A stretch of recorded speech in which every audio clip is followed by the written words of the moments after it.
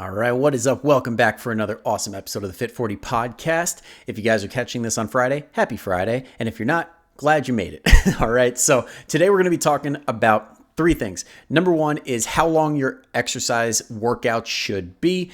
Number two is how my client Kev got past his hernia surgery and is now crushing it in the gym. And number three is another client story. Basically, I had a client who was struggling with getting away from the tracker because snacking came back into the fold. So basically the process we went through of deciding what exactly is that best next step. Should you go back to tracking? Should you do something else? Like, what should you do? So if you've ever found yourself in that situation where you're not feeling good about this next step and you want to revert back to old habits, definitely stick around for that. All right. So before we begin, as always, if you hear something and you're like, damn, that was good, or you have that one friend or family member in your head and you know they need to hear it, just pause, quick, send it their way.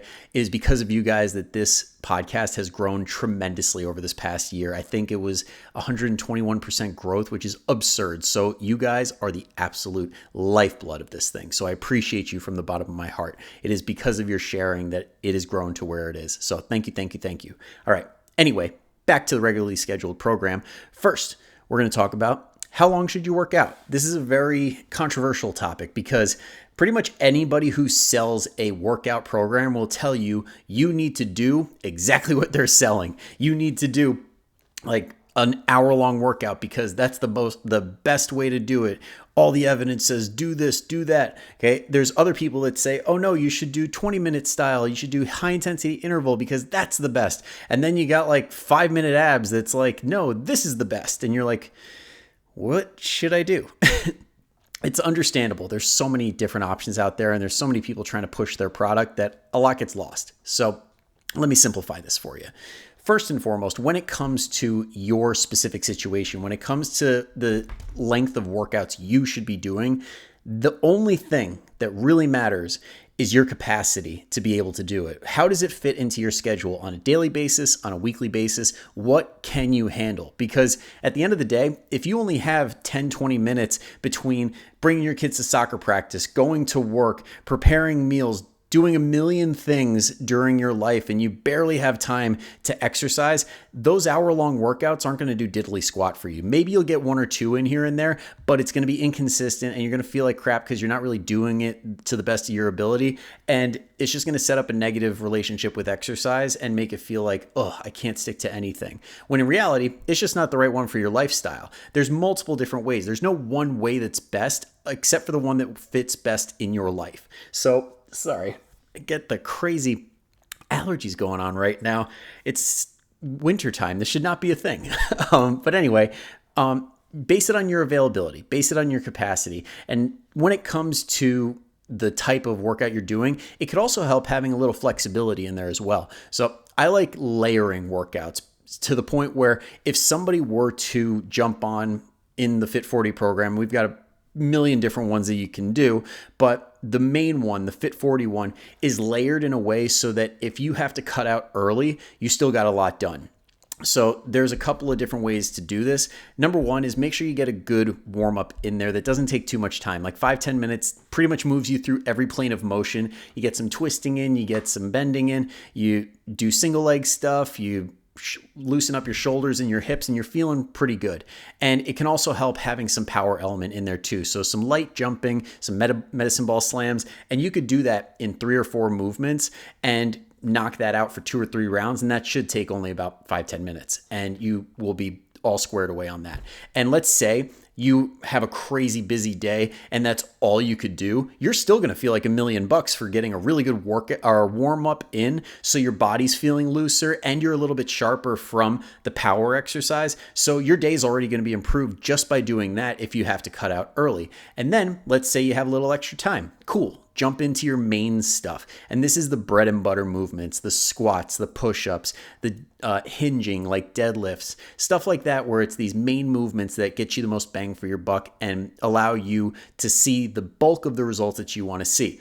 And that could be 2, 3, 4 exercises in a row. You could do 2 and 2, like do 2 for 3 or 4 rounds, then do another 2 for 3 or 4 rounds, or you could do all 4 in a row and you could do it like that. That works really, really well too. And then once you've done your main stuff, then you got your finisher. So the finisher should just be something fun that keeps you coming back, something that you really enjoy. So for this, I really like, for the people that have come from a group fitness class background, doing something that gets you sweaty and feeling like you just did something. So something high intensity interval training, cardio based, or another fun one is 21 guns, where you do 21s. If you've never heard of those, they are a blast and a half, but they're really, really good for people that want to work on their arms. Or let's say you have a weak body part that you want to bring up, so you want to like build your glutes, do a bunch of bridges, frog pumps, extra kettlebell swings, hinging, stuff like that to build up the booty. And that could be another way that you do a finisher as well. But basically the whole key is, if I have to dip out because Johnny's sick at school, or because I got to get dinner on at a certain time, or I have to jump into a meeting that I may or may not have to be present at, if that happens, you still get a lot of good work done. And that's the key, is just layer it, make it flexible, and make it so that it can fit into your life. And if you need help, always reach out. Happy to spitball some ideas and throw them your way. And yeah, that's basically the whole thing as far as workouts are concerned. If you need help, reach out. It can be a little confusing, but once you get the right rhythm for your life, it could be complete game changer. So on to the next thing. Kev, one of my longtime clients, we've been working together for 4 or 5 years at this point, and he recently had hernia surgery. Now, he had to get a mesh thing going on, which was a good amount of time where he had to be out and take time to rest and come back and ease back in. So anybody who's had a hernia, like in any area that needed the mesh, they understand this recovery process is not just quick fix. It's not like you get a hip replacement and then you're walking out in a day or two. No, this takes time. You got to let the tissue heal, do its thing. And that's basically what we did. We were like, okay, what did the doc say?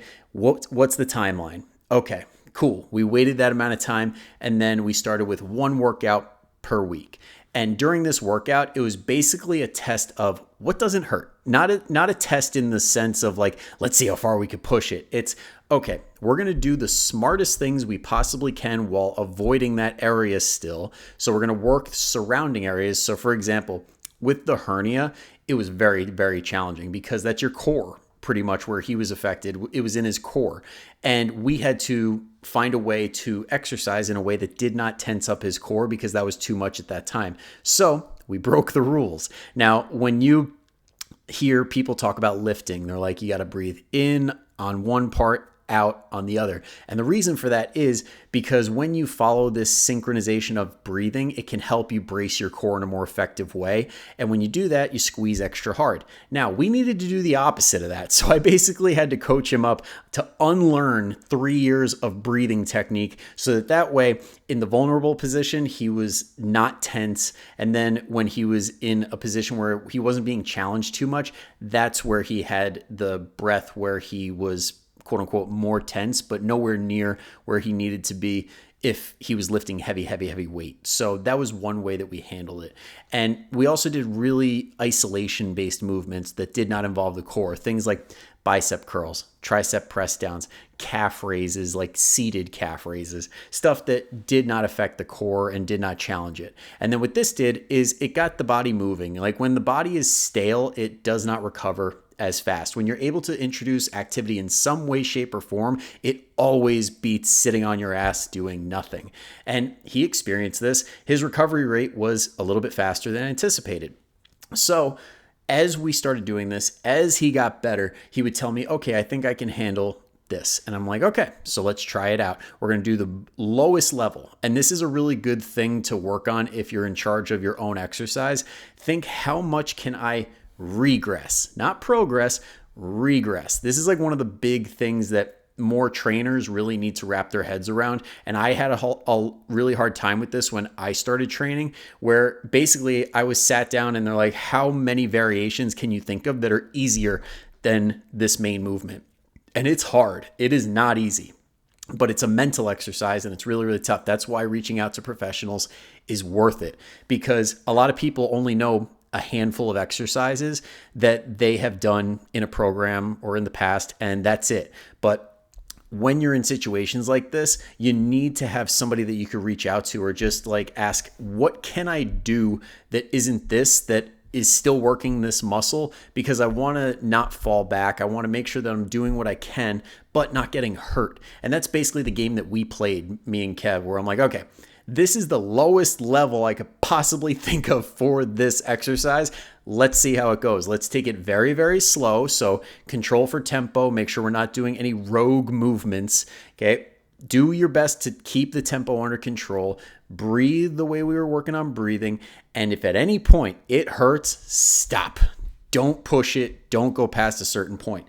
And what we found was most things, totally fine. Could just handle it, no problem. And then certain things, he'd be like, this is a little uncomfortable. Because we were taking it slow and we weren't just going for it, we were able to kind of like put our hand on the flame a little bit, but not get burned. So we would know, okay, this is no good for right now, so let's back off, swap it out, try something different. And that's another thing. If you're hurting, it's okay to just completely cut the exercise if you've tried everything that you possibly can that should make sense, that should allow you to do it. It's totally fine to just take a break from it and work the surrounding areas because, again, you're getting motion, which is better than nothing, and you're not pissing off that area more than it's like, because right now it's just not ready for it. So by playing that game back and forth, holding our hand to the flame, seeing if it's still hot, trying new stuff. Okay, basically, this got us to the point now where he is officially back. Like he is at the point now where I had his workout labeled post hernia. It is no longer post hernia. It is just Kevin workout. And he's crushing it. He's back to his old weights. He's feeling really good. And that area, he's amazed because he's like, all right, I really don't feel it at all anymore, which is music to a trainer's ears, where it's like, yes, we have the green light, we can go. But it wouldn't have been possible if we didn't take this approach first. If we didn't say, you know what, we're going to ease back in, we're going to listen to your doctor, we're going to take the surgeon's advice, we're going to take the physical therapist's advice, and we're going to do this in an intelligent way instead of ignoring them and saying, nah, we'll try it our way. Okay. By including everybody and putting yourself in the best situation possible and listening to the experts, he was able to achieve all this and be back better than ever. So take that for what it's worth. If you are injured or know somebody stubborn who really needs to hear that, again, throw it their way. We all have that one person where they just keep getting injured over and over and over again. And honestly, I would want to throw this episode, if I had it in DVD form, I would whip it at their face and be like, just listen. But anyway, I digress. On to the final thing, which is another client thing that came up, which was the implementation of a snack journal. And let me start by saying, this is another woman who I've been working with for a while. I think we're coming up on 13, 14 months. And she has gone through all the stuff that we have worked on as far as implementing more protein, more fiber, more color, getting her calories in the right place. She's lost over 20 pounds of body fat, and she's at a place now where she wants to maintain. And we got away from tracking because honestly, I love when people get away from tracking because it's just training wheels at the end of the day. It should guide behaviors. It shouldn't be the sole determinant of your behavior. Eventually, you should be able to live without tracking every little thing in your MyFitnessPal or chronometer. Now, if it allows you a sense of peace, like peace of mind, and it's really at the point where you just really want it in your phone, then cool, that's fine. But it's probably a situation that needs to be dealt with at some point because we're human. We don't need to be bound by technology with this stuff unless we have competitive goals. Now, if you're a physique athlete, a power athlete, a runner, like a marathon runner, like Hydrox Fit or whatever the heck that is, any of this stuff that does play a very big role in needing to fuel yourself to the best of your abilities, yes, you should be tracking. But the average person that just wants to lose a few pounds, feel better, look better, and feel confident in themselves and not have to worry about it coming back, you got to learn the food skills surrounding the tracking to fall back on the food skills rather than feeling like you need to track every little thing and not really pay attention to the stuff that leads to that. So the whole reason that this came up, that we got away from the tracking, was because life's getting a little crazy right now. November, December are very, very, very busy. And when people get busy, tracking usually falls off. And when that happens, then we have this negative association with tracking, like, oh, I need to get back to it. Oh, I feel like I'm not doing it well enough. And then all that leads to is a case of the fuck it's, because you're like, well, if I'm not tracking accurately, I guess today's a wash. And then it leads to poor behaviors. When, if we go back to, say, for my clients, I like putting them on the PFC method and kind of going back to basics, where it's like, hey, are we getting protein, fiber, and color at breakfast, lunch, and dinner? Cool. That'll put us in a really good position. Now, that was pretty much happening, but she wasn't really content with the fact that how her body was responding, because what ended up happening is we gained a few pounds and inches actually decreased. And now, we get so fixated on the scale, like see 4 or 5 pounds up and we're like, oh my God. But this also showed like an inch down in the hips and about the same in the waist. And what happened was her body filled up with more glycogen, more water, all the things that come back when we eat at maintenance, when we reintroduce a little bit more food that our body can handle and maintain our weight. But there's always that initial 3 to 5 pound spike. And we're just like, okay. But I touched base with her and she's like, no, they've actually gone up since then. I'm like, okay, so that warrants us getting a handle on this and being like, okay, what's happening? Now, she came into this and said, I think I want to get back to tracking. And I'm like, totally cool. Let's talk about it. Why do we want to get back to tracking? Well, I feel like I have gained all this weight because when I'm not tracking, I'm not as adherent. And I'm like, that's fair. So what's been happening as a result of that? She's like, well, I've been snacking a lot more, and I know that the snacking leads me to eating too much food. And I'm like, okay, cool. Now this presents an opportunity where we can learn. This presents an opportunity where we can understand what is causing the calories to go up, which is the snacking. So let's get to the root of that. Like, what exactly is the reason that we're snacking so much? And she told me a couple of different reasons, and I'm like, okay, so if we're like to pin it down to like one or two, what do you think? And she's like, well, it's kind of a little bit of everything. And I'm like, how about this? Why don't we try a snack journal? Just let me know what is going on when you are snacking. Let's get a good grip on that. Like, what is the environment like? Are you stressed? What is going on? And write every little emotion that comes up down in that journal. Tell me the circumstances, like every little thing. And we're going to reconvene in a week or two and talk about it and figure it out. And she's like, okay, yeah, that actually sounds better, because the tracking would have just been reverting back to previous behaviors that we think are the key when they're actually not. And this happens a lot when, like, around this time of year, people get busy, they shut down, and they're like, oh, I can't handle this. Life's too crazy. I'm just going to wait and put it off. When in reality, if you take this opportunity as a challenge to find out what exactly is throwing you off, because this is a prime opportunity to learn. You got to build the awareness and figure out what exactly is happening right now and how can I fix that. This is why people lose weight and gain it right back over and over and over again, because they avoid situations like this. They don't want to take that uncomfortable step of, okay, let's understand what's going on. And when you can confront that and overcome it, that's where the lifelong change happens. That's where you don't have to worry about this same 5, 10, 20 pounds always coming back, because you're not actually going after the thing that's the real problem in all of this. You're just doing the comfortable thing or the sexy thing or the thing that gets you motivated in the moment. But then the second shit gets hard, we're like, yep, don't want to deal with that. Okay. But when you flip the script and you say, no, I'm going to have some courage. I'm going to attack this head on, and I'm going to figure out what the source of this issue is. And you figure it out, you're good going forward. Like, and even if it's not an immediate fix, you're getting better and better and better and improving the result going forward. So let that be your sign right now. If there is something that is throwing you off, especially right now, because during December, it's very easy to pick out what drives us nuts, what throws us off course, what is the reason we keep falling off the wagon. Hammer it down and figure out what needs to change. And if you don't necessarily know, that's when you ask for help and say, hey, I know what it is, I just don't really know how to fix it.